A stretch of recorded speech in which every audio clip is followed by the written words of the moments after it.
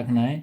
जैसे कि आपको ये मालूम होना चाहिए, जो आपका टिक द करेक्ट भी बताऊंगा, टिक द करेक्ट भी पूरा का पूरा एक से लेके पूरा का पूरा ये मान लीजिए 14 चैप्टर तक जितना 30 मार्क्स का है सब बताऊंगा आज की क्लास में। तो सबसे पहले अपन क्लास स्टार्ट करते हैं। जो आपका एमसीक्यू की अगर मैं बात करता हूँ, एमसीक्यू जो रहेंगे आपके 30 नंबर के आएंगे। अब ये तो मालूम है कि भाई 30 नंबर में आएंगे, तो पर आएंगे कहाँ से, ठीक है, कहाँ से आएंगे वो बता दे रहा हूँ। आपको सबसे पहले नंबर याद रखना है, जो चैप्टर आपका पहला है, चैप्टर जो आपका फर्स्ट है, इस चैप्टर से आपको क्या है, खाली स्थान आएगा। इसमें एक नंबर में आपका खाली स्थान आएगा, और क्या खाली स्थान आएगा वो मैं बताऊंगा आपको, लेकिन इसके लिए आपको इंतज़ार करना पड़ेगा। एक एक चीज़ मैं आपको बताऊंगा। तो सबसे पहली चीज़, जो चैप्टर आपका पहला है, फर्स्ट चैप्टर जो है, इसमें आपका ये खाली स्थान आएगा एक नंबर में। ये कितने मार्क्स का आएगा, 1 मार्क्स का आएगा खाली स्थान। उसके बाद आता है ऑब्जेक्टिव में बताऊंगा क्या क्या पढ़ना है, कौन सा आएगा आपका। उसके बाद आपका जो सेकंड चैप्टर है, सेकंड चैप्टर में आपकी बात करते हैं पार्ट 2 की। अगर मैं बात करूं, इसमें आपका सही विकल्प, सही विकल्प का मतलब क्या होता है, ऑब्जेक्टिव, ये आपका 1 मार्क्स में आएगा। उसके बाद पार्ट 2 में से ही आपका क्या होगा, खाली स्थान आएगा, ये भी कितने 1 मार्क्स का आएगा। उसके बाद एक शब्द में आएगा, तो ये भी आपका 1 मार्क्स आएगा। तो ये आपको दिमाग में रख लीजिए आप, जो सेकंड चैप्टर जो रहेगा पार्ट 2 रहेगा, ये आपका 3 नंबर कवर करेगा। और 3 नंबर में आपको क्या पढ़ना है वो मैं आज एक ही क्लास में सब क्लियर करूँगा। पूरा 30 मार्क्स का बताऊँगा, साथ ही साथ मैं आपको पूरे के पूरे ऑब्जेक्टिव भी कवर करवाऊँगा, ठीक है। अब बात करते हैं उसके बाद चैप्टर आएगा तुम्हारा थर्ड। तो थर्ड चैप्टर में क्या करना है आपको ठीक है, थर्ड चैप्टर में आपको सही विकल्प, ठीक है, सही विकल्प आएगा, जो कि और मैं बताऊंगा 100% वही आएगा। ऑब्जेक्टिव में बताऊंगा कौन सा ऑब्जेक्टिव आपकी जो कल की क्लास में आएगा वो मैं बताऊंगा पार्ट 3 से। उसके बाद अब आता है चैप्टर फोर्थ। ये 4 का मतलब आपका 4 आएगा, जिसमें कि आपका सही विकल्प आएगा ऑब्जेक्टिव, और 1 नंबर का आएगा ऑब्जेक्टिव, 1 नंबर का आएगा आपका खाली स्थान, ठीक है। और कौन सा आएगा वो भी मैं बताऊंगा। तो पहले आप फॉर्मेट समझिए, लास्ट तक क्लास में बने रखना है आपको, ठीक है। उसके बाद आता है तुम्हारा 5 चैप्टर की अगर बात करें, 5 चैप्टर में आपका पहला नंबर पे आएगा सही विकल्प 1 नंबर का, खाली स्थान मतलब फिल इन द ब्लैंक्स भी आएगा 1 मार्क्स में, एक शब्द भी आएगा 1 मार्क्स में, और क्या आएंगे वो भी मैं बताऊंगा। तो आज ये मान लो आप पूरा का पूरा लास्ट तक आपको बने रखना है। पूरा पूरा का पूरा ये मान लियो 14 चैप्टर तक के पूरे एमसीक्यू वगैरह बताऊंगा। 14 चैप्टर के आपके आईएमपी क्वेश्चन भी दूंगा। तो आईएमपी क्वेश्चन मैं आपको बाद में दूंगा, ठीक है। आया समझ में, नहीं आया?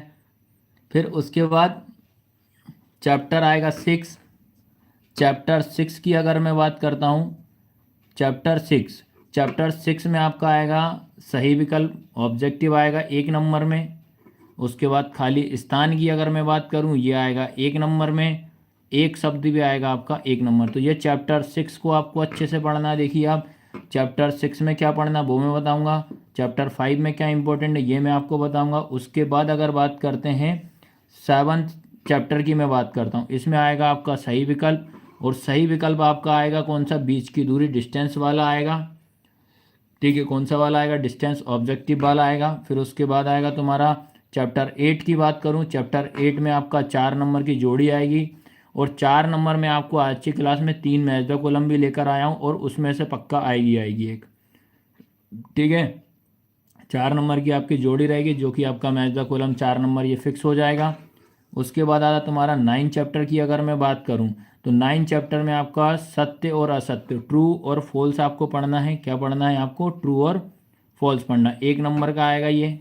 उसके बाद अगर बात करते हैं चैप्टर 10 की बात करता हूँ, ये आएगा ट्रू और फॉल्स आएगा, और इसमें एक शब्द में का आएगा। ट्रू फॉल्स जो रहेगा 1 मार्क्स का आएगा, एक शब्द में भी आपका 1 नंबर का आएगा, और क्या पढ़ना है वो भी अपन आपको बताएंगे। फिर उसके बाद आया तुम्हारा खालिस्तान की बात करूँ, खालिस्तान की बात करता हूँ, तो ये आएगा तुम्हारा fill in the blanks. Fill in the blanks भी आपका 1 नंबर में आएगा। फिल इन द ब्लैंक्स क्या है, कितना 1 मार्क्स में आएगा। फिर एक शब्द में आपकी जोड़ी आएगी, और एक शब्द भी आएगा और जोड़ी भी आएगी। तो ये तुम्हारा 11 चैप्टर में आपको ये मान लीजिए आपको इसमें फॉर्मूला पूछेगा। क्या पूछेगा आपसे, इसमें फॉर्मूला पूछेगा, जैसे थीटा अपॉन 360 वाला, पाई आर स्क्वायर, 2 पाई आर, ये सब बताऊंगा कौन सा पढ़ना है आपको। फिर इसके बाद इस चैप्टर में आपको ट्रू फॉल्स आएगा और एक मैच द कॉलम बनेगी आपकी फॉर्मूला, इसमें आपको वॉल्यूम वगैरह अच्छे से याद करना।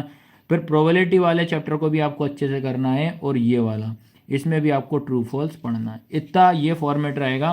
तो इसी फॉर्मेट के हिसाब से मैं आपको बताऊंगा कि किस चैप्टर से आपको आईएमपी पढ़ना है और क्या आपके पेपर में कल आएंगे। आया सभी को समझ में? ये आया सबको समझ में? अब बात ये आपको सारा चीज़ क्लियर हो गई। चैप्टर फर्स्ट में आपको क्या पढ़ना है आईएमपी, तो ये अब मैं आपको बताने जा रहा हूँ। सबसे पहली चीज़ अगर बात करते हैं चैप्टर फर्स्ट की, तो चैप्टर फर्स्ट में आपको क्या इंपॉर्टेंट है वो देखना। एमसीक्यू में स्टार्ट करने जा रहा हूँ, है ना, एमसीक्यू वाले सारे क्वेश्चन कराना स्टार्ट कर दे रहा हूँ मैं, जिसमें कि आपको चैप्टर फर्स्ट की हम अगर बात करते हैं तो आपको पता होना चाहिए चैप्टर फर्स्ट में जो खाली स्थान की अगर मैं बात करूँ, फिल इन द ब्लैंक्स की बात करूँ, पहले नंबर पे तो आपको क्या याद होना चाहिए। तो आपको ये मालूम होना चाहिए, जैसे अगर आपसे कल अगर पूछ ले, ये पूछ ले कि बताइए रूट 3 क्या है, रूट 5 क्या होता है, रूट 7 क्या होता है, रूट 11 क्या होता है, आपसे एक फिल इन द ब्लैंक्स ऐसा ब्लैंक कर देगा। ये आपसे बोल दिया कि बताइए, और आईएमपी क्वेश्चन भी बताऊंगा मैं, ठीक है। तो आपको क्या करना है, ये सारे जो नंबर दिए हैं आएगा कि बताइए ये कौन सा नंबर है या कौन सी संख्या है। तो आपको बस इसमें इतना याद रखिएगा, क्या याद रखना है, ये रहेगा आपका कौन सा, अपरिमेय संख्या, अपरिमेय संख्या जिसको बोलते हैं अपन इरेशनल नंबर। तो कल के पेपर में अगर आता है तो ये आपसे बनना चाहिए। आया सभी को समझ में कि नहीं आया? अगर इसको सिंपल तरीके समझ लीजिए कि ऐसा नंबर जिनका हम रूट नहीं निकाल सकते वो हमारा कौन सा नंबर कहलाता है, अपरिमेय संख्या, जिसको बोलते हैं हम इरेशनल नंबर। क्लियर हुआ? सेम आपको अगर रूट 5 आता है तब भी आप यही लगा के आइएगा, यही लिखना है। रूट 7 आता है तब भी यही लिखना है। रूट 11 आए तब भी है। तो ये खाली स्थान वाले क्वेश्चन है, एक तो ये आपको अच्छे से पढ़ना है। सेकंड नंबर पे एक आपको ये पूछेगा, जैसे HCF A, B into LCM A, B बराबर क्या होता है, A इंटू B। आप एक ये पढ़ के जाना है। अब आपके दिमाग में ये चलना चाहिए कि ये क्वेश्चन पूछेगा कैसे है। क्या है, HCF A, B into LCM A, B बराबर क्या होता है, A इंटू B होता है। एग्जाम में क्या हो सकता है, HCF, ठीक है, क्या पूछ सकता है आपसे, HCF A, B इंटू, अब उसके बाद इतना आया सबको समझ में, ये आया। अब हो सकता है आपसे ऐसे ब्लैंक करके बोल दे इक्वल में A इंटू B, बताइए कि यहाँ क्या आएगा, ठीक है। तो ये अपने दिमाग में रखना आपको। फिर उसके बाद अगर मैं बात करता हूँ, ठीक है, उसके बाद अगर हम बात करते हैं तो ये होगा पहला। फिर सेकंड तरीका आपको दिमाग में रखना है कि ये याद करके जाइएगा। तीसरा बता दे रहा हूँ, थर्ड में क्या होता है, एक अगर हो सकता है थर्ड में आपको छोटे छोटे नंबर का HCF निकालने को पूछेगा। तो जैसे किस तरीके से पूछ सकता है, 6 और 20, इसका आप HCF निकालिए, डायरेक्ट आंसर लिखना पड़ेगा आपको, ठीक है, ये पूछ सकता है। उसके बाद आपसे पूछ सकता है भैया 96 और 404 का HCF बताइए, ये डायरेक्ट आंसर पूछ सकता है। तो ये आपको दिमाग में रखना है। या पूछ सकता है आपसे 91 और 21 का क्या निकालिए, HCF। एक लास्ट और पढ़ना है, बस इसमें से आपका आना ही आना है, याद रखना। एक और आप पढ़ना है लास्ट, ये पढ़ के जाइएगा 4th नंबर पे कि प्रोडक्ट ऑफ 2 नंबर, आपसे पूछ लिया कि प्रोडक्ट ऑफ 2 नंबर क्या होता है, तो आपको क्या याद करके जाना, HCF इंटू LCM। क्या याद रखना है, 2 संख्याओं का गुणनफल। तो क्या होगा आपका, HCF इंटू LCM। बताइए आया सबको समझ में कि नहीं आया? तो पहले चैप्टर में आपको बेटा इतनी चीज़ें पढ़ना है और ये पक्का आपका 1 मार्क्स में आपका कंप्लीट हो जाएगा। तो पहला चैप्टर आपको सबको क्लियर हो गया। अब मैं आपको बात करता हूँ सेकंड चैप्टर की बात करता हूँ। तो आपको ये मालूम होना चाहिए कि भैया सेकंड चैप्टर मोस्ट इम्पोर्टेंट है और सेकंड चैप्टर में आपको क्या क्या देखने को मिलेगा कल के पेपर में। तो सबसे पहली चीज़ अगर मैं बात करता हूँ पार्ट 2 की, पार्ट 2 मतलब पार्ट 2 की अगर बात करता हूँ, सेकंड चैप्टर की अगर मैं बात करता हूँ, तो आपको सबसे पहली चीज़ तो एक चीज़ आपको ये मालूम होना चाहिए कि जैसे अगर बात करें अपन, ठीक है, तो क्या मालूम होना चाहिए वो मैं आपको क्लियर कर दे रहा हूँ। तो देखो सबसे पहले नंबर पे आपको ये मालूम होना चाहिए पार्ट 1 2 में, इस 2 में क्या होता है, एक तो आएगा सही विकल्प, एक आएगा तुम्हारा खाली स्थान, एक आएगा तो मोस्ट आईएमपी चैप्टर है भैया। ये मान लो लगभग लगभग आपके 3 नंबर ये कवर करवाएगा अगर आज के फैक्ट मैंने जितने भी बताए वो अगर आपने याद कर लिए। तो सबसे पहला फैक्ट आपको याद करके जाना है। जैसे अगर आपसे पूछ दिया उसने, क्या पूछा कि 4x+2, इसमें आपसे पूछ दिया कि बताइए भैया इसकी डिग्री कितनी है। डिग्री याद रखना, डिग्री का मतलब क्या होता है, घात, ये पूछ सकता है। या सेकंड नंबर पे आपसे पूछता है डिग्री के बाद अगर ये पूछ दिया 2y² -3y+4, ये पूछ दिया है बताइए इसमें ये इस डिग्री में इसमें कितनी घात है। या पूछ सकता है आपसे 5x⁻³ -4x² +x-3, इसमें आपसे पूछ सकता है कि बताइए भैया कितनी डिग्री या कितनी घात है। तो आपको क्या करना है, जो हाईएस्ट पावर जो अधिकतम घात होती है वो क्या कहलाती है आपकी, इसकी घात कहलाती। जैसे कि अगर मैं बात करूं x की, तो इस x की पावर कितनी है आपको मालूम होना चाहिए। जहां भी अगर x लिखा होता है उसकी पावर 1 मानते हैं, उसकी वैल्यू 1 माना जाता है। तो इसका आंसर क्या आता है आपका 1 आता है। तो इसकी हाईएस्ट पावर कितनी हो जाएगी 1। सेम अगर ये पूछ दिया 2y² -3y+4 डिग्री पूछेगा तो इसकी हाईएस्ट पावर कितनी दिख रही है आपको 2, तो इसका आंसर 2 हो जाएगा। उसके बाद थर्ड वाले में याद रखना 5x⁻3, तो इसमें हाईएस्ट पावर कितनी दिख रही है आपको 3, तो इसका आंसर कितना हो जाएगा 3। तो एक आपका इसमें से आपका फिक्स है। आया सभी को समझ में। सेकंड नंबर पे आपको बात करता हूँ कि क्या और आप पढ़ो, ठीक है, क्योंकि इसमें 3 नंबर के आएंगे तो ये आपका एक तो फिक्स होना ही आना है। सेकंड नंबर पे आपको याद रखना है, जैसे आपको अगर आते हैं ग्राफ वाले, तो ये ग्राफ वाले ये बने ऐसा है, आपको इसमें जीरोस निकालने को बोलेगा, ठीक है, यहाँ पर और हमेशा जीरोस बोलेगा आपको एक्स एक्सिस पे बोलेगा। क्या बोलेगा, एक्स एक्सिस पे। जैसे कि ये ग्राफ बना दिया, एक ये बना दिया, एक ये बना दिया, तो आपको क्या करना है, आपको ये देखना है कि जो ग्राफ जो जा रहा है कहाँ कहाँ टच कर रहा है। पूरा का पूरा 14 जो आपका 14 पार्ट तक का पूरे एमसीक्यू कवर कराऊंगा, उसके बाद आईएमपी क्वेश्चन दूंगा, उसके बाद लास्ट में 5 मिनट में आपको पूरे आईएमपी क्वेश्चन दूंगा जिससे कि सबका एग्जाम निकल जाए जिनने अभी तक भी ना पढ़ाई करी हो। तो इसमें हम देखेंगे एक तो आपका ये जीरो दिख रहा है, एक यहाँ दिख रहा है, यहाँ तो कितने हो जाएंगे 1 2 3, तो इसमें आपको क्या लिखोगे 3, आपके क्या हो जाएंगे जीरोस। तो शून्यांक कितने हो जाएंगे आपके, शून्यांक हो जाएंगे 3।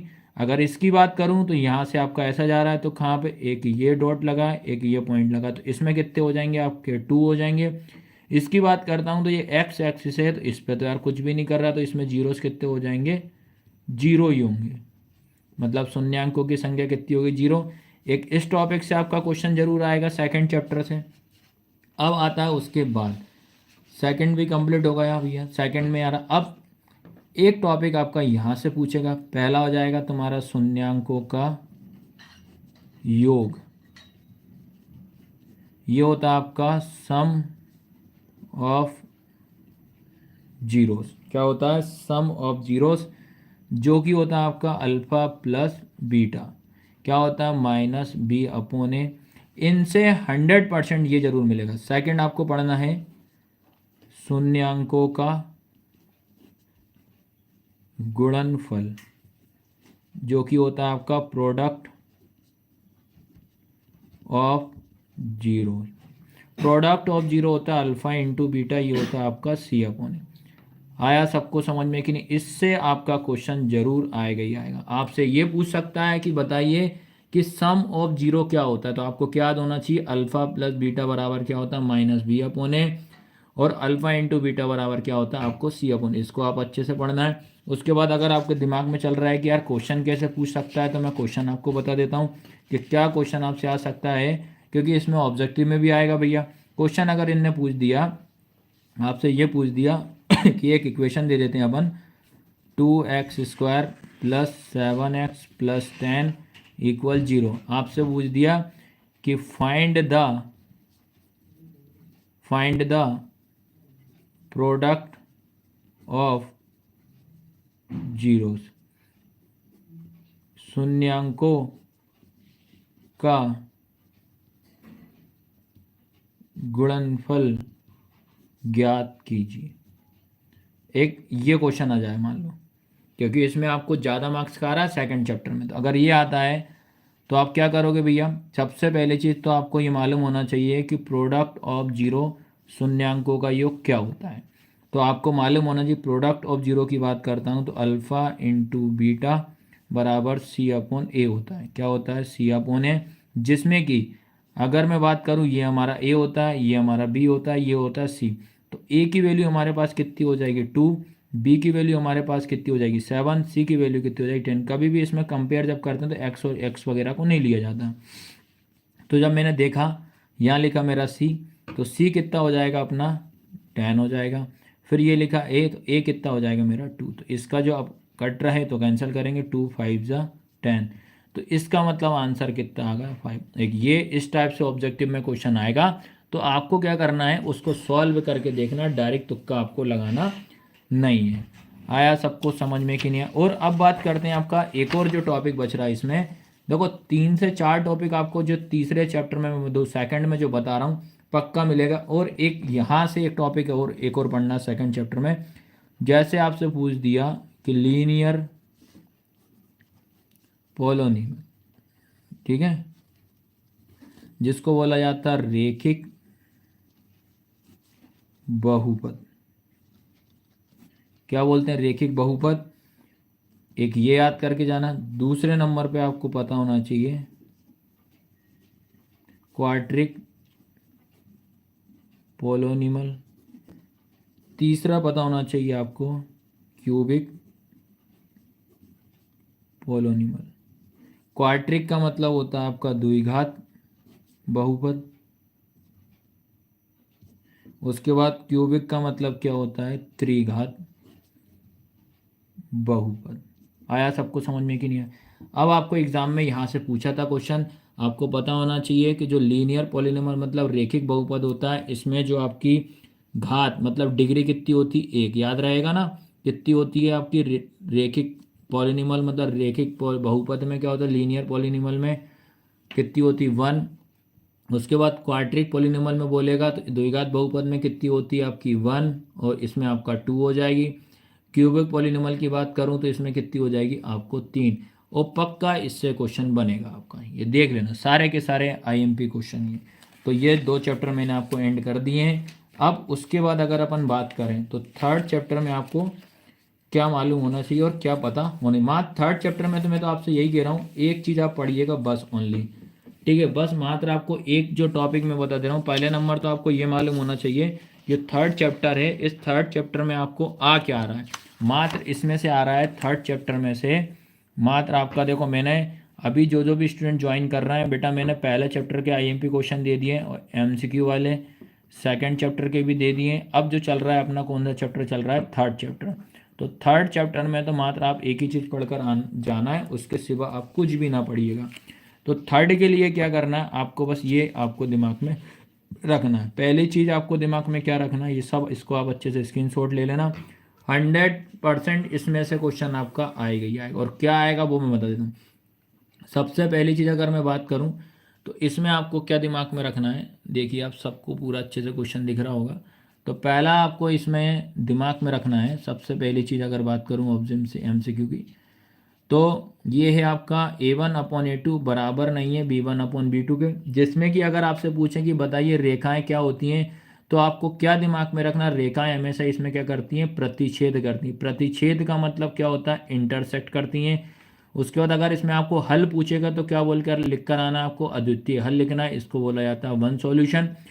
और अगर मैं बात करूं आपसे बोलेंगे तो बताइए कि A1/A2 बराबर नहीं है B1/B2 को, इसमें क्या आता है तुम्हारा कंसिस्टेंट, जिसको बोला जाता है संगत। कंसिस्टेंट का मतलब क्या होता है, संगत। ये पढ़ के जाना 100% आएगा। उसके बाद अगर बात करूं मैं आपको, जैसे कि A1/A2 बराबर B1/B2 बराबर C1/C2, इसमें अगर पूछे तो क्या लिखोगे आप, संपाति।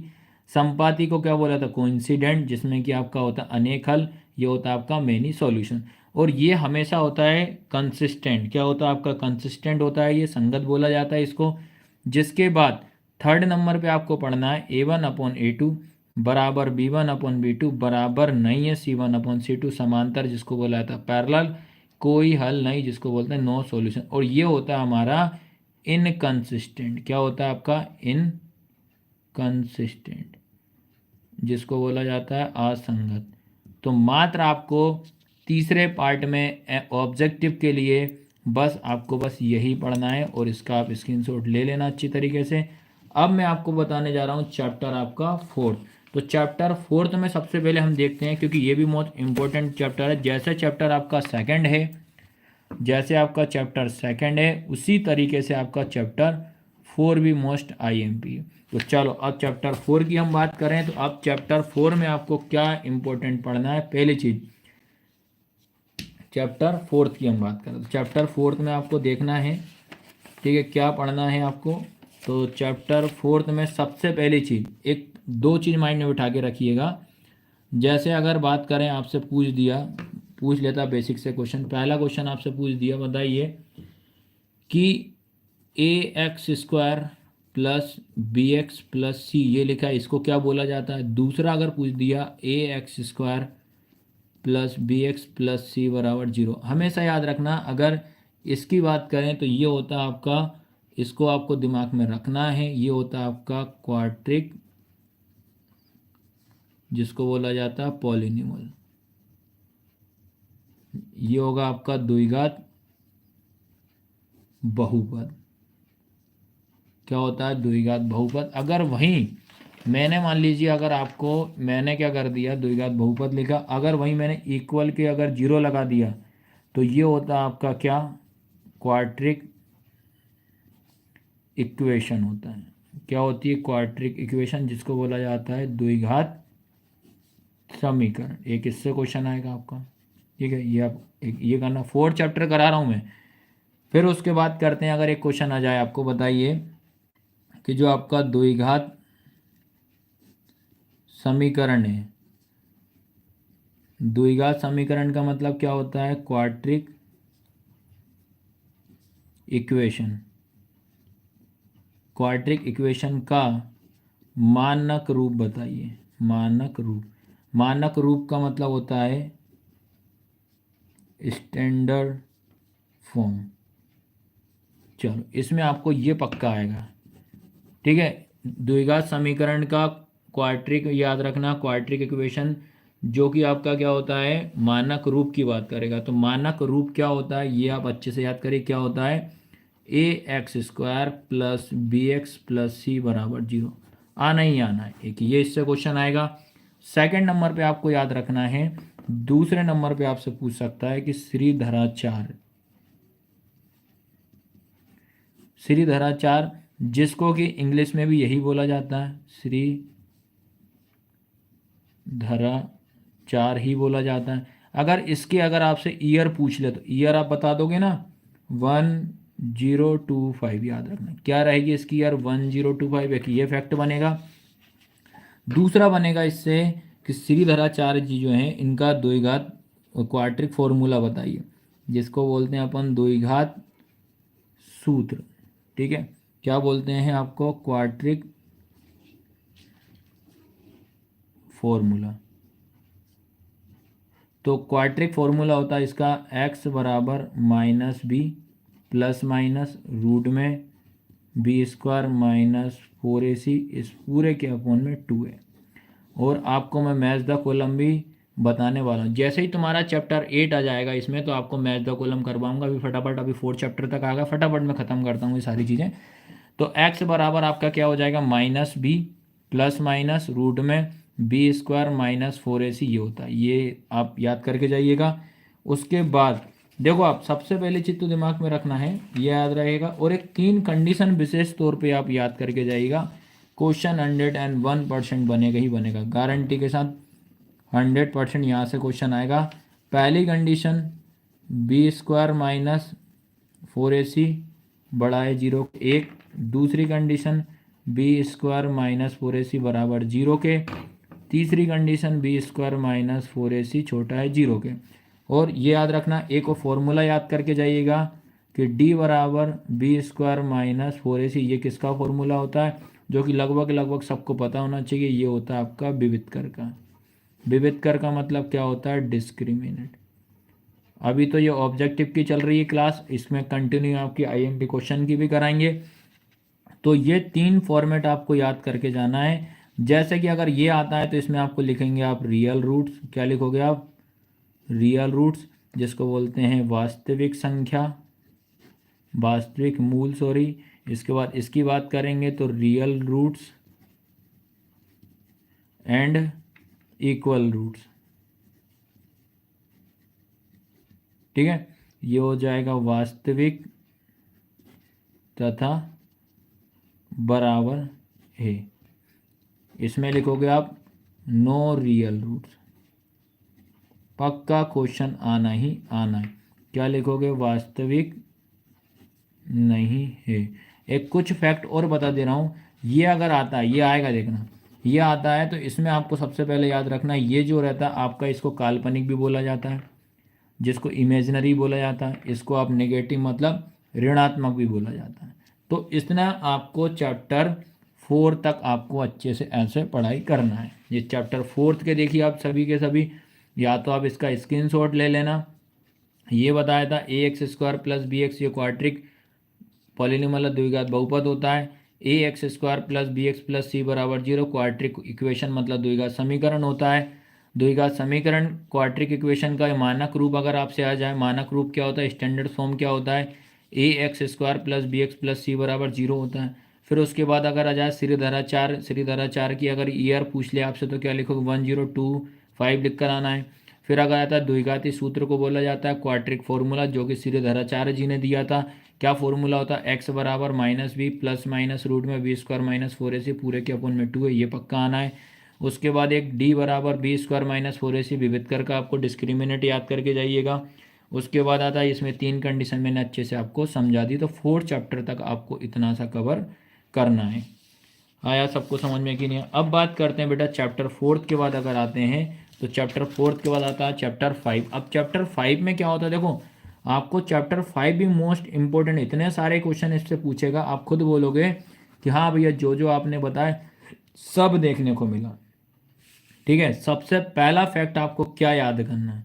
सबसे पहला फैक्ट अगर मैं बात करूँ, ये सब फैक्ट आपसे पूछेंगे, आपसे ये ध्यान रखना है। सबसे पहला फैक्ट आपको दिमाग में रखना है, जो सर्व अंतर की बात करूँ, सर्व अंतर, सर्व अंतर का मतलब होता है आपका कॉमन डिफरेंस। कॉमन डिफरेंस अगर आपसे पूछे तो ये क्या क्या होता है? कॉमन डिफरेंस जो होता है, एक तो धनात्मक होता है, धनात्मक तो क्या बोला जाता है? पॉजिटिव। दूसरा ऋणात्मक, ऋणात्मक को बोला जाता है नेगेटिव। ठीक है, नेगेटिव के बाद अगर आता है आपका, ये आएगा आपका शून्य। शून्य का मतलब क्या हो जाएगा? 0 आया। तो ये एक फैक्ट आपसे जरूर पूछेगा, आपको चैप्टर 5 में पूरा A to Z कवर कराऊंगा, है ना। और सेकंड इसमें आपको याद रखना, सेकंड फैक्ट की अगर मैं बात करूं, जो कि आता है AP का व्यापक रूप। व्यापक रूप का मतलब होता है जर्नल फॉर्म। ठीक है, अब आएगा आपसे पूछा एक ये फैक्ट आएगा, तो AP का व्यापक रूप की अगर मैं बात करूं, जो कि होता है आपका A comma A plus D comma A plus 2D comma A plus 3D। एक तो ये याद करना, ये जरूर आएगा। उसके बाद थर्ड आपको दिमाग में रखना है, जो आपका AP जो होता है, ठीक है, ये हो गया। अब आपसे पूछ दिया कि भैया AP का nth टर्म आपको फाइंड आउट करना है, फाइंड आउट। ठीक है, या nth टर्म ज्ञात करने का सूत्र की अगर मैं बात करूं, तो nth टर्म फाइंड आउट करने की बात करो तो आपको क्या फॉर्मूला लिखना है? an बराबर a plus n minus 1 into D, ये जरूर लिख के आइएगा, ये होगा। और यही फॉर्मूला होता है AP निकालने का। ये याद रहेगा आपको, सबको समझ में कि नहीं आ रहा? ये याद करके जाना। उसके बाद सेकंड फोर्थ फैक्ट आपको याद करके जाइएगा, जर्नल, जनरल आपका हो जाएगा टर्म। जिसको बोला जाएगा व्यापक पद। तो इसी को अपन बोला जाता है व्यापक पद भी बोला जाता है। दो तरीके से क्वेश्चन पूछेगा, इसमें आपके 3 नंबर कटने नहीं चाहिए। आया सभी को समझ में कि नहीं आया? और इसके कुछ क्वेश्चन भी हैं, वो मैं आपको ज़रूर बताऊंगा। ये आया, उसके बाद एक फिफ्थ वाला आपको पढ़ के जाइएगा, एस एन का फॉर्मूला, जो कि योग निकालने का फॉर्मूला क्या होता है, जिसको बोला जाता है सम। तो सम निकालने का फॉर्मूला होता है आपका एस एन बराबर होता है एन अपॉन 2, इंटू में होता है 2a प्लस, ठीक है, 2a प्लस में होता है n-1 इंटू आपका d होता है। ठीक है, इतना आया सभी को समझ में कि नहीं है? तो ये याद रखना है आपने को, ये आएगा तुम्हारा। उसके बाद अगर बात करता हूँ तो यहाँ तक इतना आपको अच्छे तरीके से याद कर लेना, पक्का 3 से 4 आपको आएंगे ही आएंगे इसमें। ये देख लो आप, सारे के सारे चैप्टर 5 के इंपॉर्टेंट है, 3 नंबर कवर करेगा इतना अगर आपने याद कर लिया। तो कौन कौन सा? सर्वंतर मतलब कॉमन डिफरेंस जो होता है, अगर पूछेगा तो क्या याद रखोगे? धनात्मक मतलब पॉजिटिव होता है, ऋणात्मक नेगेटिव होता है, शून्य का मतलब जीरो होता है। एपी का अगर व्यापक रूप की बात करें, जनरल फॉर्म की बात करें, ए कॉमा ए प्लस डी कॉमा ए प्लस 2d कॉमा ए प्लस 3d होता है। एपी का अगर nth टर्म अगर फाइंड आउट करने को बोलेगा तो nth टर्म निकालने की वो फॉर्मूला होता है ए एन बराबर ए प्लस n-1 इंटू डी होता है। फिर उसके बाद जनरल फॉर्म की जनरल टर्म की अगर बात करें ये होता है व्यापक पद की अगर बात करें ये होगा। उसके बाद एस एन की बात करें, एस एन का मतलब सम होता है, जिसका फॉर्मूला होता है एस एन बराबर N upon 2 into 2a plus n-1 into A. तो इतना आपको चैप्टर 5 से पढ़ना है। चैप्टर 5 के बाद अगर हम बात करते हैं तो अब आता है हमारा चैप्टर 6 बेटा, याद है तो ये भी पता होना चाहिए चैप्टर 6 में क्या आ रहा है। तो चैप्टर 6 में भी बहुत सारी कहानी है भैया। चैप्टर 6 में आपका एक सही विकल्प आ रहा है, 1 नंबर में खाली स्थान आ रहा है और एक शब्द में आ रहा है। ठीक है, तो चैप्टर 6 में आपको मैं बता देता हूँ क्या आपको पढ़ना है। चैप्टर 6 की अगर बात करूँ, सबसे पहले जो 6.1 है, जिसमें कि आपके जो खाली स्थान है, खाली स्थान है जो आपका फिल इन द ब्लैंक्स,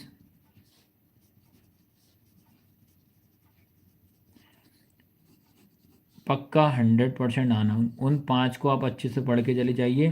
6.1 में आपका फिल इन द ब्लैंक्स खाली स्थान कंप्लीट हो जाएगा। उसके बाद आपको एक ये पूछेगा, आपका बता सकता है कि बीपीटी थ्योरम क्या होती है, बेसिक प्रॉपर्टी थ्योरम क्या होती है। तो इसमें आपको ये बोला जाता है, मात्र इतना सा फॉर्मेट आपको याद करके जाना, बस इतना सा लिख के आइएगा आप, है ना। 1 वर्ड में पूछेगा, ये एक शब्द में उत्तर आएगा तुम्हारा। क्या है? मूल आधार समानुपाती का प्रमेय, थेल्स प्रमेय जिसको बोला जाता है। एक त्रिभुज की एक भुजा के समांतर खींची गई रेखा जो अन्य दो भुजाओं को काटती है, अन्य दो भुजाओं को समान अनुपात में विभाजित करती है। इसमें आपको इतना याद रखना है, इंग्लिश मीडियम वाले, when a line is a drawn parallel to the one side of the triangle and intersect the other side is proportional. तो इसमें आपको इतना याद करके जाना है। ठीक है, ये आपको अच्छी तरीके से पढ़ना है। उसके बाद एक तो ये होगा 6 चैप्टर में। उसके बाद आपको एक थेल्स थ्योरम की, अगर थेल्स बता दिया, यही थेल्स थ्योरम थी। इसके बाद ये पाइथागोरस थ्योरम का स्टेटमेंट याद करके जाइएगा। पाइथागोरस थ्योरम प्रमेय क्या होती है? किसी समकोण त्रिभुज में कर्ण का वर्ग बाकी दो भुजाओं के वर्गों के योग के बराबर होता है। The Pythagoras theorem state that the sum of the square of the side is equal to the square of the hypotenuse. इतना आपको इसमें पढ़ना है। ठीक है, 6.1 के MCQ करके जाइएगा। उसके बाद पाइथागोरस थ्योरम क्या होती है ये पढ़ के जाना है। ठीक है, और इतना आपको ये मान लीजिए आना ही आना है। उसके बाद देखो, अब बात करते हैं हिंदी इंग्लिश दोनों में, आपको मैं बता देता हूँ। पहली चीज़ आपको इसमें क्या पढ़ना है, पहले अगर हिंदी मीडियम वाले स्टूडेंट अगर आप हो तो मैं पहले हिंदी में बता दे रहा हूँ, सेम उसके बाद इंग्लिश में भी बताऊँगा। टेंशन मत लेना आज की क्लास में। आज की क्लास में हम कंबाइन पढ़ाएंगे आपको, तो थोड़ी देर 2 मिनट के लिए हिंदी वाले ज़रा, इंग्लिश वाले शांत रहना भैया। तो इसमें आपको याद रखना है, एक तो ये याद करके जाइएगा, ऐसी आकृतियां जिनके आकार समान और अमाप समान हो तो वो क्या कहलाते हैं? समरूप। आपसे पूछ सकता है कि समरूप आकृति क्या होती है, एक शब्द में तो ये लिखना है। उसके बाद ये पढ़ के जाना है कि सभी वर्ग कैसे होते हैं? समरूप होते हैं। फिर उसके बाद ये पढ़ना है सभी समबाहु त्रिभुज कैसे हो? समरूप होते हैं, क्योंकि इनकी आकार कैसा होता है? समान होता है। सभी सर्वांग सम आकृति कैसी होती है? समरूप होती है। और यही कि सारा का सारा मैं इंग्लिश में भी आपको ज़रूर बताऊँगा। फिर आप एक शब्द में ये पूछ सकता है कि ऐसे बहुभुज जिनके भुजाओं की संख्या समान हो समरूप कहलाते हैं, उनकी सभी संगत कोण बराबर हो, उनकी सभी संगत भुजाओं का अनुपात समान हो, ये पढ़ के जाना है। उसके बाद देखिए ये टॉपिक पढ़ के जाइएगा, त्रिभुज की समरूपता के लिए उनके संगत कोण बराबर और उनकी संगत भुजाएं, और यहाँ से एक 100% क्वेश्चन बनेगा एमपी बोर्ड वाले जो भी हिंदी मीडियम के हो, 1 2 3 4, इन चारों से क्वेश्चन आपका जरूर आएगा आपका एक शब्द में। ठीक है, आया सबको समझ में कि नहीं आया। अब बात करते हैं भैया इंग्लिश मीडियम वाले स्टूडेंट की। तो इंग्लिश मीडियम वाले स्टूडेंट भी नाराज़ ना हो तो उनके लिए भी मैं आपको ये समझा देता हूँ मैं इंग्लिश वालों को। तो देखिए आप इंग्लिश मीडियम वाले स्टूडेंट को क्या करना है, सबसे पहले चीज़ अगर बात करते हैं तो इसमें क्या याद रखोगे कि जो फिगर दैट है the same shape and may or not the same size, is called क्या होता है, सिमिलर फिगर बोला जाता है। उसके बाद आपको ये याद रखना ऑल जो आपका सिमिलर होते सभी कैसे होते हैं, इनमें ऑल ट्राइंगल सिमिलर होते हैं। उसके बाद इक्विलेटरल ट्राइंगल की बात करूँ they have the same shape होता है। All congruent figure are also similar होता है, ये यहाँ से आपसे पूछेगा। उसके बाद एक ये वाला क्वेश्चन आप पढ़ के जाना इंग्लिश मीडियम वाले स्टूडेंट, ये दो फैक्ट जो हैं जरूर पूछेगा। Polygon having the same number side are similar, ये पढ़ना अपने को। ठीक है, ये पढ़ना है। All their corresponding angle are equal, the ratio of the all corresponding side are equal, ये पढ़ना है। और यहाँ से इसका स्क्रीनशॉट जरूर ले लेना, ये जरूर रिवीजन करना है आपको। कौन सा? ठीक है, ये जरूर आपको रिवीजन करना है। यहाँ से क्या क्या, पहला side side triple S, A triple A और डबल ए, ये पढ़ना, ये जरूर पढ़ के जाइए, आएगा ही आएगा। तो ये बात हो गई चैप्टर अपने कौन से कि 6 तक मैंने आपको समझा दिया। अब आते हैं चैप्टर अपन 7 की अगर मैं बात करूँ तो चैप्टर 7 भी मोस्ट इंपॉर्टेंट है। चैप्टर 7 में पहले नंबर तो अपन को ये मालूम होना चाहिए भैया कि इसमें चैप्टर 7 में आएगा तो नहीं, इसमें मात्र आपका आ रहा है सही विकल्प आ रहा है। और अब मैं आपको बताने जा रहा हूँ, इसके बाद जोड़ी बताऊंगा मैच द कॉलम जो आपके पेपर में आएगी। सही विकल्प अगर ऑब्जेक्टिव की बात करता हूँ तो इसमें सबसे पहले चीज़ अगर ऑब्जेक्टिव की अगर क्वेश्चन अगर आता है तो आपको देखो सबसे पहले नंबर तो आपको 2 फैक्ट याद करके जाना। पहला फैक्ट की अगर मैं बात करूँ, नंबर 1 जो अगर आ जाए तुम आपको कि एक्स अक्ष जो होता है, एक्स अक्ष का मतलब क्या होता है, एक्स एक्सिस। तो एक्स एक्सिस पे अगर आपसे पूछेगा तो हमेशा इसको बोला जाता है भुज। भुज का मतलब क्या होता है, एफ सीसा, ये पूछेगा। दूसरा फैक्ट आएगा वाई अक्ष, वाई अक्ष का मतलब वाई एक्सिस, जिसको बोला जाता है कोटि, क्या बोलते हैं, कोटि, जो कि होता है अपना कोऑर्डिनेट। क्या होता है, कोऑर्डिनेट बोला जाता है जिसको अपने को। ठीक है, ये पॉइंट आपको दिमाग में रखना, 1 और ये 2, ये याद पक्का आएगा। उसके बाद अगर एक क्वेश्चन ऐसा भी आता है, जैसे अगर मैंने एक क्वेश्चन आपसे बेसिक सा पूछा, ये पूछा कि वाई अक्ष मतलब एक्सिस, इससे आपसे पूछ दिया दूरी, दूरी का मतलब क्या होता है, डिस्टेंस, क्या बोल दिया, डिस्टेंस। तो वाई अक्ष से अपने को क्या बोल दिया, वाई अक्ष से अगर अपने को पूछेगा तो और आपको पॉइंट दे दिया P2,3, तो अपने से निकालना है वाई अक्ष से। हमेशा याद रखना है ये होता है एक्स, ये होता है वाई। तो वाई अक्ष से जब डिस्टेंस बोलेगा तो आंसर आपका एक्स वाला होगा, तो इसका आंसर क्या होगा आपका 2, याद रखना क्या होगा 2, इसका आंसर होगा। अब बात करते हैं सेकंड नंबर पे आपको आता है एक्स अक्ष पे। एक्स अक्ष का मतलब होता है एक्स एक्सिस की अगर बात करें, इससे अगर आपको डिस्टेंस निकालने को बोले, इससे डिस्टेंस निकालने को बोले तो यही आपका ये होगा। तो इसमें ये होता है आपका एक्स, ये होता है आपका वाई, तो इसमें आपका ये आंसर हो जाएगा। तो इसमें आंसर कितना हो जाएगा, 3। तो ये आपको दिमाग में रखना है। उसके बाद थर्ड नंबर पे आपको याद रखना है ओरिजन। ओरिजन का मतलब क्या होता है, मूल बिंदु। तो मूल बिंदु से आपके अगर पॉइंट बोले तो वो हमेशा होते हैं 0 0, ये आपसे पूछेगा।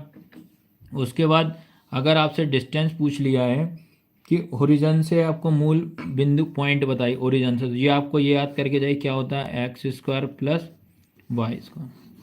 आया सबको समझ में कि नहीं आया, ये आपको इतना फैक्ट आपको इसमें मालूम होना चाहिए। और आपसे अगर बोलता है कि देखो पहली चीज़ अगर क्वेश्चन अगर आता है कल के पेपर में, जैसे लिख दिया P जो दिया आपका 7,1 और बोल दिया 0,0 से आप डिस्टेंस बताइए, ये दिया। तो आपको जब भी 0 0 के सामने अगर आता है तो आपको कुछ नहीं करना, आपको मात्र इनका स्क्वायर करके आइएगा। ये 7 का स्क्वायर प्लस ये 1 का स्क्वायर, इसी फॉर्मेट के हिसाब से। तो 7 का स्क्वायर करेंगे तो 49 और 1 का स्क्वायर करूँगा 1 ही होगा, तो ये आ जाएगा तुम्हारा 15 आया। इसके अपन क्वेश्चन भी आपको मैं कराऊंगा। तो 7 चैप्टर तक तो आपको किसी को कोई परेशानी नहीं होगी। अब आ रहे हैं भैया सबसे ज़्यादा मार्क्स के आपके, जो कि चैप्टर 8 की बारी आ रही है। चैप्टर 8 में आपको मैं मैथ द कॉलम लेकर आया हूँ। लगभग 2 से 3 मैथ द कॉलम है, वो आज पढ़ लोगे तो आराम से सारे के सारे आपके सही चले जाएंगे। तो 4 नंबर में आपकी जोड़ी रहेगी। मैथ द कॉलम की हम बात करते हैं। तो देखिए, अगर मैथ द कॉलम पढ़ने से पहले मात्र मैं आपको एक छोटा सा एक फैक्ट मैं आपको बता दे रहा हूँ, जो कि आपको क्या याद रखना है। सबसे पहली चीज़, आपको कहीं भी देखो साइन लिखना आप लोग, उसके बाद यहाँ कॉस लिखना, फिर उसके बाद यहाँ टेन लिखना। साइन का उल्टा होता है आपका कॉसेक, कॉस का उल्टा होता है आपका सेक, और टेन का उल्टा होता है कॉट। ऐसा याद रखना। आपसे बोलेगा बताइए कि साइन क्या होता है, तो आप क्या बताओगे कि 1 कोसेक। आपसे पूछ दिया मैच द कॉलम में कोसेक क्या होता है, तो आप क्या बताओगे 1/साइन। आपसे पूछ दिया कि कोसेक क्या होता है, ये होता है 1/सेक। आपसे पूछ दिया कि 1/सेक क्या होता है, कॉस। आपसे पूछ दिया कि टेन क्या होता है, तो क्या बताओगे 1/कॉट। कॉट का पूछ दिया तो 1/10। और इनके एक और फॉर्मूला होता है, टेन इक्वल होता है आपका sine theta upon cos theta. फिर उसके बाद कॉट की हम बात करेंगे तो इसका उल्टा कर दीजिए, कॉट थीटा अपॉन और कॉस थीटा अपॉन साइन। इससे बाहर आपकी मैच द कॉलम जा ही नहीं सकती। उसके बाद एक और फैक्ट याद रखिएगा, एक तो ये अभी अपन करेंगे। जैसे बात करता हूँ आपका साइन स्क्वायर की बात करूँ, तो साइन स्क्वायर का रिलेशन होता है आपका कॉस स्क्वायर से। उसके बाद कॉट स्क्वायर का रिलेशन होता है आपका कॉसेक स्क्वायर से। देखो, पहले लिखना हमेशा साइन स्क्वायर का रिलेशन होता है कॉस स्क्वायर के, मतलब साइन का कॉसेक से। फिर सी का रिलेशन सी से, तो कॉट स्क्वायर का किससे हो, कॉसेक स्क्वायर से हो जाएगा। फिर आता है आपका टेन स्क्वायर का किससे हो जाएगा, आपका सेक स्क्वायर से हो जाएगा। ठीक है, ये आया। अब बात करते हैं, अगर इनके बीच में प्लस हो माइनस हो इंटू हो, हमेशा आपको एक लगा के आइएगा। सेम इसमें भी अगर माइनस हो बराबर में एक होगा, माइनस है तो बराबर में एक होगा। ये फैक्ट आपको दिमाग में रखना। अब बात करते हैं कि यार आपकी जो मैच द कॉलम है वो कौन सी most IMP match the column है। सारे के सारे भैया अच्छे से नोट डाउन करना है। तो देखिए, अब ये रही आपकी मैच द कॉलम। ठीक है, और थोड़ा सा अपन इसको बड़ा कर लें ताकि आपको मैच द कॉलम एक ही बार में समझ में आ जाए। चलो, आया सबको समझ में, यहाँ तक दिख रही है। ठीक है, तो पहले एक बार मैं रीड कर दे रहा हूँ अच्छे से आपको। तो पहला क्या लिखा है आपका, ये पहली मैच द कॉलम है, sine square theta plus cos square theta. क्या है, sine square theta plus cos square theta क्या होता है, तो ये हमेशा याद रखना, sine square theta plus cos square theta आपका हमेशा क्या होता है 1, ये याद रखना है। उसके बाद tan 60 का मान याद रखना। जैसे कि अगर आप टेबल और याद करके जाइएगा, tan 60 का दिमाग में रखना। जैसे कि अगर मैं बात करता हूँ, आपको क्या याद रखना है, पहले आप याद रखिए tan 30 का मान। tan 30 का मान होता है 1/√3 होता है। अब इसको मैं यहाँ से यहाँ शिफ्ट करूँगा तो ये tan 45 का मान कितना हो जाएगा, एक। फिर इसको यहाँ से यहाँ शिफ्ट करूँगा तो tan 60 का मान हो जाएगा आपका √3। ठीक है, तो इसके बाद आपको याद रखना है, तो tan 60 का मान कितना हो जाएगा, √3, ये पढ़ना है। और मैच द कॉलम जो रहेगी आपको एक दो एक्स्ट्रा पूछेगा। ठीक है, उसके बाद अगर cos 45 की अगर हम बात करें, cos 45 का मान कितना हो जाएगा आपका 1/√2 हो जाएगा। उसके बाद गोले का पृष्ठ, गोले का पृष्ठ मतलब अगर आपसे पूछता है तो सरफेस एरिया, सरफेस है, अगर एरिया सरफेस की अगर बात करें, सरफेस क्या हो जाएगा इसका 4πr²। और एक ये पक्का आएगा ही आएगा, कौन सा वाला भैया, ये। और एक ये कि किसी निश्चित घटना की प्रायिकता, probability of a certain event की अगर बात करेगा तो क्या होता है, ये हमेशा माइंड में बिठा के रखना है, ये होता है आपका एक। क्या होता है आपका एक, ये पढ़ना है। उसके बाद असंभव घटना की प्रायिकता अगर बोलता है तो क्या होगा, प्रोबेबिलिटी ऑफ अ इम्पॉसिबल। तो इम्पॉसिबल की कितनी हो जाएगी आपकी, इम्पॉसिबल की हमेशा 0 होती है। कितनी होती है, 0। आया सबको समझ में कि एक तो ये मैच द कॉलम आपको आएगी। उसके बाद एक ये वाली देखिएगा आप। ठीक है, एक तो ये होगी। इससे पहले आप एक ये वाली एक और देखो, ये पक्का पूछेगा यार, क्योंकि इसमें आना ही आना तुम्हारे, इससे बाहर आपकी जाएगी नहीं। फिर उसके बाद आता तुम्हारा सेक स्क्वायर थीटा की मैं अगर बात करूँ तो सेक स्क्वायर थीटा। तो सेक स्क्वायर, सेक का रिलेशन आपको पता होना चाहिए, सेक का रिलेशन होता है आपका कॉस से, तो स्क्वायर लगा तो स्क्वायर लगा दीजिए। तो आपका सेक स्क्वायर का जो रहेगा वो क्या आएगा आपका, आपको पता होना चाहिए, ये आएगा 1/cos स्क्वायर, सेक स्क्वायर का ये आएगा। फिर आता तुम्हारा साइन जीरो का मान, तो सबको पता होना चाहिए साइन जीरो का मान कितना होता है, जीरो होता है। टेन थीटा का मान कितना होता है, साइन बाय कॉस होता है। उसके बाद शंकु का आयतन, ये तो सबको पता होना चाहिए, 1/3 पाई आर स्क्वायर एच होता है, 1/3 पाई आर का स्क्वायर एच हो जाएगा। फिर उसके बाद एक पाँचे को फेंकने पर 5 का गुणक आने की प्रायिकता क्या होती है, the probability of getting a multiple of 5 when a die is thrown. तो इसका क्या हो जाएगा, इसको आपको पता होना चाहिए, हो जाएगा आपका कितना 1/6 हो जाएगा। फिर उसके बाद एक पाँचे को फेंकने पर एक पूर्ण वर्ग आने की प्रायिकता probability getting a perfect square अगर आपसे पूछेगा तो ये आपका होगा 1/3 हो जाएगा। आया सबको समझ, एक ये मैच द कॉलम, और एक और मैच द कॉलम जो है, जो कि ये एक संभव और असंभव वाला पक्का पूछेगा ही पूछेगा।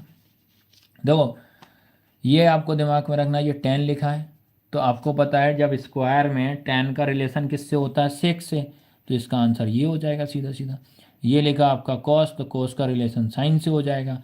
फिर मैंने बोला इनके पीछे माइनस हो प्लस हो हमेशा इक्वल में कितना आता है, 1 आता है। उसके बाद आपका आता है अर्धगोले का वक्रपृष्ठ सी ए से क्या होता है, हेमिस्फीयर का, आपको ये मालूम होना चाहिए। उसके बाद एक पाँचे को इसी, तो आपको ऑलमोस्ट क्वेश्चन भी इसका आना ही आना है। उसके बाद एक पाँचे को फेंकने पर विषम अंक आने की प्रायिकता, ये भी आपको पता 1/2 होती है। फिर असंभव घटना की प्रायिकता कितनी होगी, 0 होगी। आया सबको समझ में कि नहीं आया, ठीक है। एक ये आपको दिमाग में रखना है भैया, सब मैथ द कॉलम आपको इंपॉर्टेंट रहेगी, ये वाली आएगी। और उसके बाद अगर मैं बात करता हूँ तो जैसे कि ये वाली ज़रूर पढ़ना है। ये देखिए, इसका तो मैं डायरेक्ट आंसर ही लिख के लाया हूँ, डायरेक्ट आंसर ही है ये आपके, क्या है आपके ये, कि साइन स्क्वायर ए प्लस कॉस स्क्वायर ए बराबर कितना होता है, 1, ठीक है। उसके बाद 1 प्लस कॉट स्क्वायर क्या होता है, कॉसेक स्क्वायर। फिर उसके बाद अगर बात करें कि वृत्त का क्षेत्रफल एरिया ऑफ सर्कल क्या होता है, तो एरिया ऑफ सर्कल कितना होता है आपका, कॉस बाय साइन हो जाएगा। और सॉरी, वृत्त का क्षेत्रफल अगर पूछेगा तो पाई आर स्क्वायर हो जाएगा, area of circle pi r square होता है। घन का आयतन बोले, वॉल्यूम ऑफ क्यू की बात करें, 1/3 हो जाएगा। फिर बेलन का वक्रपृष्ठीय क्षेत्रफल बोलेगा, surface area of cylinder 2πRH हो जाएगा।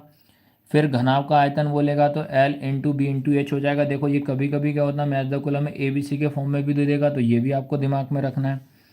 फिर वर्ग का क्षेत्रफल पूछेगा तो एरिया ऑफ स्क्वायर बोलेगा तो 1/2 हो जाएगा। फिर 9 सेक स्क्वायर है -9 tan स्क्वायर है, तो इसका आंसर कितना होगा, हमेशा 9 होगा।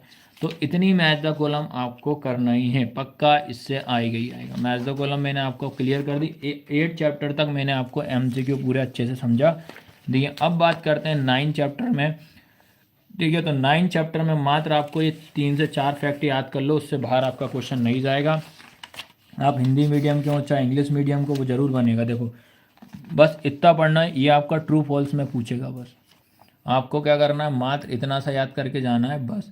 और ये भी 1 वर्ड में आपको पूछेगा, याद रखना है, ठीक है। ये फैक्ट आपको दिमाग में रखना है मात्र इतने से, तो इनका आप जरूर स्क्रीनशॉट ले लेना।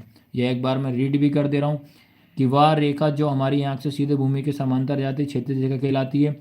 हमारी आँख उस बिंदु को जिसे हम देखते हैं जोड़ने वाली उस बिंदु की दृष्टि रेखा कहलाती है। उन्नयन कोण उस स्थिति में बनता है जहाँ वस्तु को देखने के लिए सिरों को ऊपर उठना होता है, अर्थात नीचे ऊपर की ओर देखना होता है। देखी गई वस्तु उन्नयन कोण दृष्टि रेखा क्षेत्र रेखा से बना होता है। एक ये, और एक आपको ये 2 पॉइंट पढ़ के जाना है। किसी मीनार की छाया की लंबाई बढ़ने के साथ साथ सूर्य का उन्नयन कोण घटता है। जब वस्तु की ऊंचाई उसकी छाया बराबर होती है तो सूर्य का उन्नयन कोण 45 डिग्री होता है, या सूर्य का उन्नयन कोण 45 होता है, सूर्य की ऊंचाई छाया उसके बराबर, ये पढ़ना है। और देखिए एक और आप इसमें दिमाग में रखना है, इंग्लिश वाले स्टूडेंट भी हो तो उनको भी मैं बता दे रहा हूँ, तो आपको ये 9 चैप्टर में क्या पढ़ना है, ठीक है। इसमें आपको ये जरूर स्क्रीनशॉट आप जरूर ले लेना इसका, इंग्लिश मीडियम वाले का। और जो आपका चैप्टर है, इस चैप्टर की 9 चैप्टर की समरी पढ़ जाइए, 100% आपका आएगा। इसमें 4 पॉइंट है मात्र, 1 2 3 4, उन चारों में से पक्का आएगा ही आएगा। कितने पॉइंट हैं आपके, 4 पॉइंट है, उन 4 में से आपका पक्का एक आएगा ही आएगा, ये पढ़ना है बस। इतना आया सबको समझ में। अब बात करते हैं अपन 10 चैप्टर में आते हैं। तो 10 चैप्टर में आपको क्लियर कर दे रहा हूँ। 10 चैप्टर में जो रहेगा आपका 10.1 आप अच्छे से पढ़ के जाइएगा। कितना पढ़ना है आपको? 10.1। तो 10.1 में देखिए आप, 10.1 की अगर मैं बात करूँ तो 10.1 में से आपका 100% ऑब्जेक्टिव आएगा ही आएगा, जिसमें कि आपसे पूछ सकता है, क्या पॉइंट पूछेगा आपसे कि ये पूछ सकता है कि बताइए कि बिंदु का स्पर्श रेखा क्या होती है, या आपसे पूछ सकता है कि भैया छेदक रेखा क्या होती है, ठीक है, सेकंड लाइन क्या होती है, ठीक है। क्या क्या पूछेगा? एक तो ये पूछ सकता है स्पर्श बिंदु क्या है, छेदक रेखा क्या होती है, फिर ये पूछ सकता है कि ए वृत्त के एक बिंदु से अद्वितीय स्पर्श रेखाएं खींची जा सकती हैं, ये आपसे पूछेगा। फिर उसके बाद आपसे पूछ सकता है, इंग्लिश में भी बताऊंगा, ये पूछ सकता है कि एक वृत्त की अनंत स्पर्श रेखाएं होती हैं और वृत्त उसकी स्पर्श रेखा को विनिष्ट बिंदु बोला जाता है। फिर उसके बाद एक ये जरूर आएगा, ये आईएमपी है, ठीक है। वृत्त के किसी व्यास के सिरों पर खींची गई स्पर्श रेखाएं कैसी होती हैं? समांतर, ये जरूर आपसे पूछेगा, ये आएगा, ठीक है। और उसके बाद इतना आपको पढ़ना है भैया। ये हो गया आपको 10 चैप्टर का हिंदी मीडियम में। अब देखिए इंग्लिश मीडियम वाले स्टूडेंट भी अगर ज्वाइन है तो उनको भी देखिए आप, सबसे पहले आप पढ़ के जाइएगा कि पॉइंट ऑफ कांटेक्ट क्या होता है, उसके बाद सेकंड क्या होता है, उसके बाद a unique tangent can be drawn the point of circle, कितने पॉइंट अपन ड्रॉ कर सकते हैं। इसके बाद a infinity number of tangent can be draw the circle.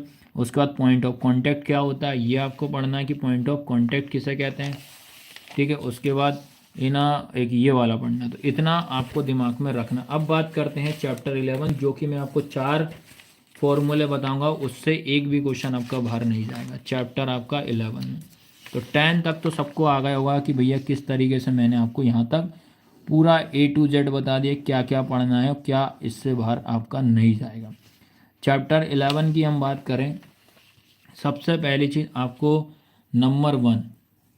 Number one की अगर मैं बात करूं तो आपको पढ़ना है एरिया ऑफ सेक्टर क्या होता है। तो ये होता है आपका theta upon 360 into pi r square, जो कि बोला जाता है त्रिज्य खंड का क्षेत्रफल। क्या होता है?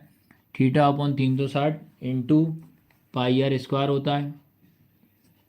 सेकंड नंबर पे एरिया ऑफ सेक्टर होगा। इसके बाद लेंथ ऑफ आर्क होता है theta upon 360 into 2 pi r. उसके बाद ये लेंथ ऑफ आर्क होगा थीटा अपॉन 2 पाई आर हो जाएगा, ये हो जाएगा चाप की लंबाई, ठीक है। क्या होगा? Theta upon 360 2 pi r. उसके बाद थर्ड नंबर पे पढ़ के जाना है वृत्त का क्षेत्रफल, क्या होता है? पाई आर स्क्वायर। वृत्त का क्षेत्रफल मतलब area of circle, area of circle पढ़ के जाइएगा। फोर्थ वाले पे वृत्त की परिधि क्या होती है? 2 pi are, circumference of circle. बस इस चैप्टर से ये 4 टॉपिक से क्वेश्चन आएगा, यही तुम्हारे कवर कर देंगे। 3-4 नंबर तो आपके यही कर देंगे।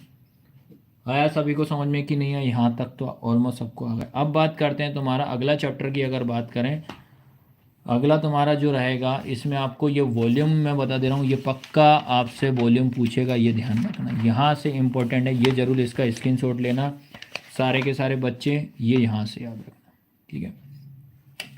ये स्क्रीनशॉट जरूर लेना आपको।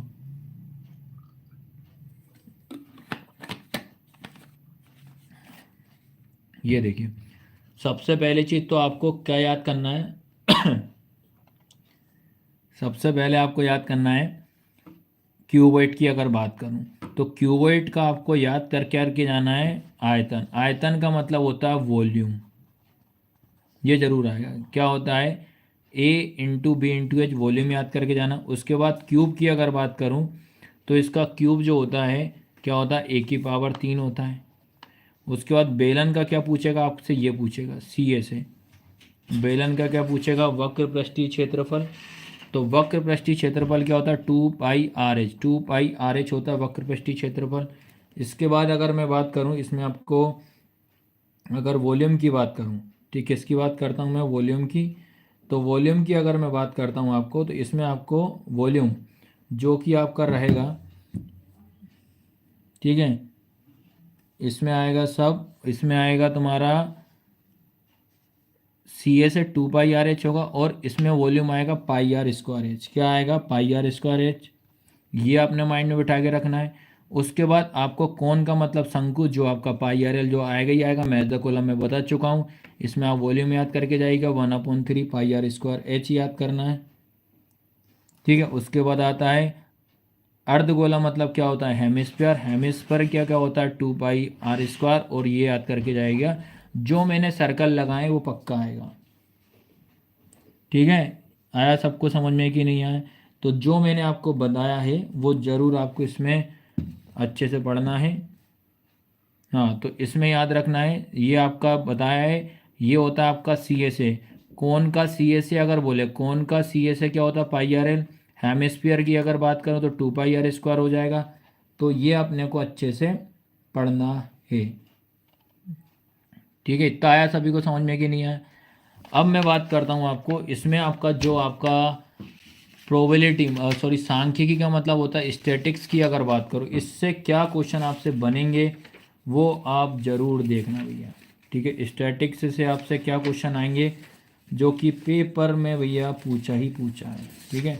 तो क्या पूछा है आपको याद रखना है, पेपर में आपसे क्या पूछा है। तो ये देखिए आप लोग बात करते हैं, अगर पहले हिंदी में बता देता हूँ फिर इंग्लिश में आपको फटाफट समझा देता हूँ। ये लिखा आपका माध्य मतलब औसत, मीन। मीन का क्या हो जाएगा? Sum of all observation upon total number of observation. याद करके जाइए, मैं हिंदी में पढ़ा फिर इंग्लिश में बता दे रहा हूँ। तो ये आपको पढ़ना है। माध्य का फॉर्मूला क्या होता है? इसमें आपको कभी कभी क्या होता है, पूछ लेता है कि बताइए कि मीन का फॉर्मूला क्या है। और इसमें एक ये पढ़ के जाइएगा हिंदी मीडियम वाले, कि जो वर्ग चिन्ह जो है ये क्या होता है। वर्ग चिन्ह किसे कहते हैं? तो आपको इतना याद रखना, उच्च सीमा प्लस निम्न सीमा वर्ग सीमा पूछेगा। उसके बाद ये पढ़ना है कि बहु वर्गीकृत आंकड़ों का बहुलक ज्ञात करने के लिए सर्वाधिक या सबसे अधिक बारंबारता वाला वर्ग क्या कहलाता है? बहुलक, जो कि पेपर में आया था। उसके बाद वर्गीकृत आंकड़ों का माध्य ज्ञात करने के लिए संचयी बारंबारता स्तंभ तैयार करते हैं। सारणी में कुल पदों की समय सम और विषम के आधार पर इसको ज्ञात करते हैं। कैसे करते हैं? सम और विषम के आधार पर ज्ञात करेंगे। उसके बाद ये हो जाएगा, और एक ये जरूर आएगा तुम्हारा, इसको आईएमपी लगा लेना, ये वाला। माध्य माध्यक बहुलक के केंद्रीय प्रवृत्ति क्या कहलाती? माप कहलाती है। बारंबारता और संचयी बारंबारता केंद्रीय प्रवृत्ति माप नहीं होती। अब बात करते हैं इंग्लिश मीडियम वाले स्टूडेंट में, बता देता हूँ आपको क्या करना है। इंग्लिश मीडियम वाले स्टूडेंट को ये लिखा आपका ऑब्जर्वेशन। ऑब्जर्वेशन क्या होता है? Sum of all observation upon total number होता है। फिर अर्थमेटिक मीन की बात करेंगे तो ये तो आपका होता है summation F I into x I upon summation F I, ये ज़रूर पढ़ना है। फिर उसके बाद अगर आप बात करते हैं, आपका जो आता है ये आता है, ये आपसे पूछ लिया क्लास इंटरवल क्या होता है। क्या पूछ दिया आपसे? Class interval. तो आपको क्या याद रखना है? Lower limit plus upper limit क्या होती है? Lower limit upper limit divide by 2 होती है, ये पढ़ना है। उसके बाद एक ये डेफिनेशन पढ़ना, to the mode the classified data class the highest frequency इस highest frequency is chosen the modal class कहलाता है आपका। उसके बाद ये इसका फॉर्मूला हो जाएगा। फॉर्मूला क्या होता है? एल प्लस ब्रैकेट में F1 माइनस F0 अपॉन में 2F1 minus F0 minus F2 into H, ये याद करके जाइएगा। फिर मीडियन का पढ़ना है, और एक ये रिलेशन आएगी, बस खत्म। तो रिलेशन में आपको क्या करना है? 3 मीडियन इक्वल कितना हो जाएगा? मोड प्लस 2 मीन, ये पढ़ना है आपको। आया सभी को समझ में कि नहीं आया? पक्का इससे क्वेश्चन आपको बनेगा। अब एक लास्ट टॉपिक बच रहा है, 1 से लेके मैंने 14 चैप्टर तक पूरे के पूरे एमसीक्यू कवर करा दिए हैं। अब जो लास्ट टॉपिक आपका बच रहा है कि जैसे इसमें क्या पढ़ना है, जो कि एग्ज़ाम में आपसे आता ही आता है। देखो पहले हिंदी में एक्सप्लेन कर दे रहा हूँ फटाफट, इसके बाद अब मैं आपको बताने जाऊँगा 2-2 नंबर वाले आईएमपी क्वेश्चन स्टार्ट कर रहा हूँ मैं अब, ठीक है। तो इसमें पढ़ना है आपको उस घटना जिसका घटित होना मतलब असंभव घटना अगर आता है तो उसकी प्रोबेबिलिटी कितनी होती है? 0, एक ये याद करके जाइएगा। फिर उसके बाद निश्चित का मतलब क्या होता है? संभव। तो संभव घटना की प्रायिकता होती है 1, ये आएगा। उसके बाद किसी घटना की प्रायिकता 0 शून्य से बड़ी या उसके बराबर हो सकती है या 1 से छोटी उसके बराबर हो सकती है। प्रायिकता कभी ऋणात्मक नहीं हो सकती है, कि ये पढ़ना है। और प्रायिकता कभी भी 1 से अधिक नहीं हो सकती, ये आपको पढ़ना है। फिर अगर इंग्लिश मीडियम की बात करें कि पॉसिबल और इम्पॉसिबल की अपन बात करते हैं, कि जैसे अगर आता है आपका ये वाला, देखिए क्या है, ये लिखा the probability of a event which is the impossible. Impossible में हमेशा क्या आता है आपका 0 आता है, और पॉसिबल में हमेशा कितना आता है, इवेंट अगर पॉसिबल की बात करें उसमें 1 आता है। और एक ये पढ़ना, probability can never negative, probability can never more than 1 होता है। इतने सारे आपको एमसीक्यू वगैरह अच्छे से तैयार करना। अब बात करते हूँ मैं आपको फटाफट आईएमपी क्वेश्चन अब मैं दे रहा हूँ आपको, ठीक है, कि क्या क्या क्वेश्चन है जो आपके पेपर में आएंगे, ठीक है।